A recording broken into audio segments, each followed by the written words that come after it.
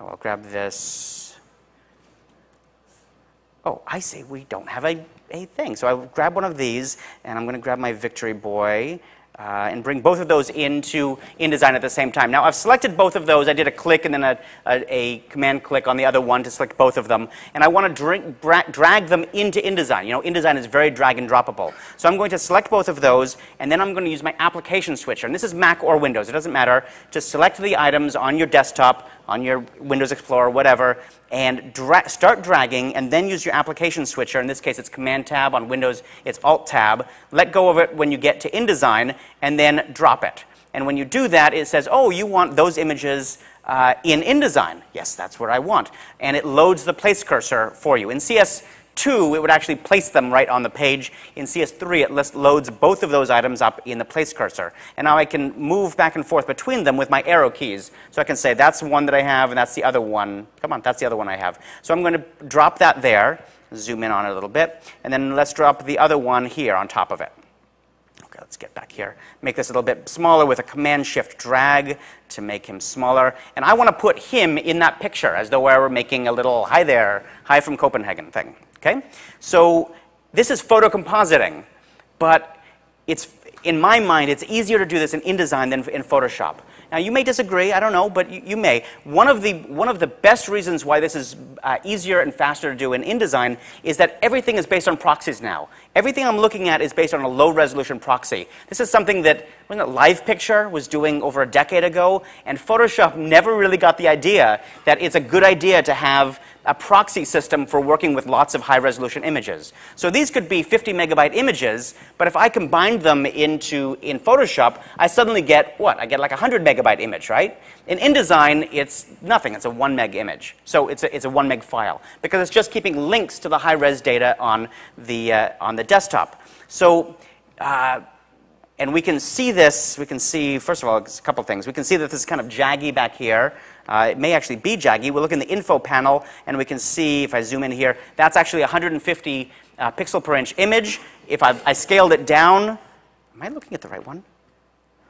No, I have the wrong thing selected. Here we go. That's the one. The background image is 150 pixels per inch, so I get immediate feedback on what my resolution is and whether it's just going to work. Very, very handy. Photoshop doesn't have that. This one that I scaled down is the one that's 418 pixels per inch. That's kind of annoying. It's too much, but we can deal with the downsampling later. And where was I going with this? And it's a nice small file. Very easy, very fast to manipulate. So we do have a kind of a small issue here that makes this look a little bit less than realistic, called the big white background. I don't know if that bothers you. It looks not entirely realistic to me. So we want to get rid of that. We can say object clipping path. You know, InDesign, object clipping path options. InDesign can read clipping paths inside of PSD files, inside of TIFF files, inside of whatever. But clipping paths are always very sharp edges. And if you had a clipping path in there already, if someone actually drew the clipping path in Photoshop, which drives me insane. I hate clipping paths with a passion. But if somebody actually did go ahead and draw one of those things, then you could choose it right out of here by just choosing Photoshop path and then choose the clipping path, which this one's called clipping path, so that's easy. Just choose it right out of here. Now, if you didn't have one, you might choose detect edges. And detect edges lets InDesign actually build you a clipping path. And I don't know if you've ever used Photoshop to detect the edges and build the clipping path, but you know how it's really clunky and not very good? Turns out that InDesign's is also clunky and not very good. But it can be useful for a quick comp. So if I can say, I've got this pixel image, I need an outline of it really quickly. I'm just trying to throw this together for a client. So turn on preview and we can see, that looks pretty good. Let's bring this back. And it's actually pulling out all of the white areas up to a level of 9. And we can choose our tolerance here to make it a sort of a more even, more smooth line or less smooth line. Typically, I bring this down to 1 or 1.5, something like that. I'll click OK and zoom in on this. Let me deselect that. And you can see that two things. One is it's a very sharp, can you see that, how sharp of an edge is? And two, it's just too much background halo. Let's go back here for one moment, select that, and say clipping path options, because one of my favorite features in here is the inset frame. And you can set this to a higher amount, let's say, come on, like 1 point, and it actually chokes in. So a really fast way to get rid of that is to just inset the frame, which is kind of a hassle to do in other programs. But here we can just say choke it, and it comes down. But we still have the problem of too sharp of a line. I could probably choke that even down more. But if I come into the the view, display performance, high quality display. I like going into high quality display because it shows me really what this thing really looks like. Every pixel I see on the page here in InDesign is exactly what I see on the page in Photoshop. It's exactly the same because Photoshop and InDesign share the same imaging model. So I can really trust what I see on screen here, and I can see that this is just kind of dorky. But again, for a quick comp, it might be useful. It's good to know about. Okay, let me zoom out here, and I'm going to turn this off, go back to clipping path, turn off my clipping path because it just doesn't look right at all. It doesn't anti-alias into the background. It just looks weird to me. I would much rather actually get rid of pixels and add transparency in a plugin. This little plugin, as I mentioned, is my favorite plugin for InDesign. It's called Photoshop, and I'm going to open this in Photoshop quickly by option double-clicking on that image, and it launches Photoshop and opens that image in Photoshop. So in InDesign, option double-click or alt double-click opens original. So it opens, in this case, it's originally a PSD file, so it opens it here. Now I can see that I have, I don't even have a, okay, well, I'll just grab one. You know, a lot of people give, there's all kinds of ways to select. We've been seeing a lot of interesting selection techniques. Katrine did a whole thing on masking. I'm just going to do a very quick and easy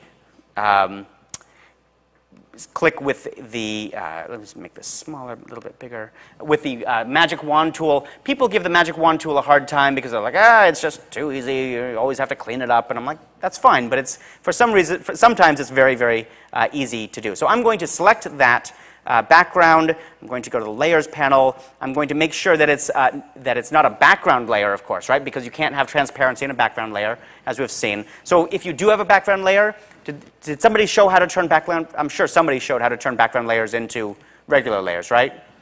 And the answer is? How to double click on it? Or just option double click and it'll just turn. So option double clicking changes, will turn it as well. I don't think, will double clicking do it? Yes. No, really? It will. How about that? They added that. That's new. Good. So we have, I always option double click. I don't know what it is. So I have my layer. I'm going to make a layer mask out of it. This is probably not what I wanted, but it's close to what I want. For me, I just have gotten in this habit of, it's like flipping a coin. Half the time that I make a layer mask, it's this way, and half the time it's the right way. And I honestly never know. I've been using Photoshop since like 1993, and I still have no idea which way it's going to go when I click make a layer mask. So I just look at it, and immediately I just have it kind of in my hand, Command-I or Control-I, to invert. So that is looking a little bit better, not bad at all. Let's go ahead and save this off to my clipboard and bring this one in instead. So there it is. That's good. Let's bring this one in. I showed this in the other session, but if you weren't in my other session, it's a Macintosh trick. If you drag this little thumbnail that's up here in the title bar on the Mac, if you start dragging that and then use my application switcher and drop it over here, it imports it in, it's exactly the same thing as dragging it from Windows Explorer or from the Macintosh Finder. It is as though I dragged the file into InDesign.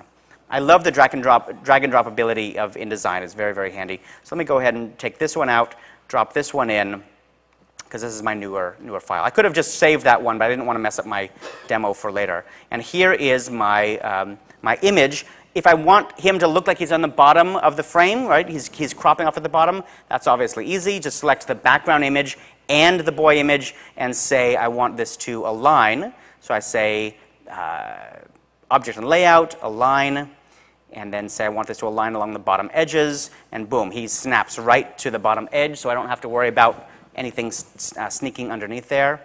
Let's close that, close this, looking pretty good.